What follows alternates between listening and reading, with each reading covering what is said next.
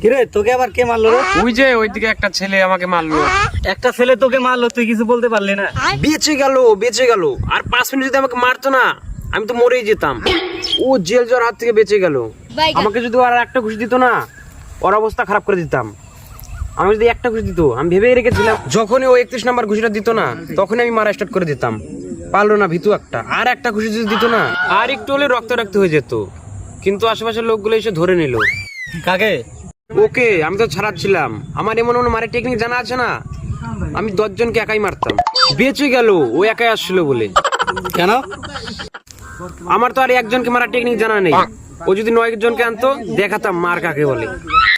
আমি ওকে open challenge করছি, সাহস থাকলে ওকে বলে দিস, ওকে আমার সামনে হাত পা বেঁধে আসতে বলিস। ওকে এমন মারবো না, দৌড়ে পালিয়ে যাবো মেরে। Inky, pinky, funky.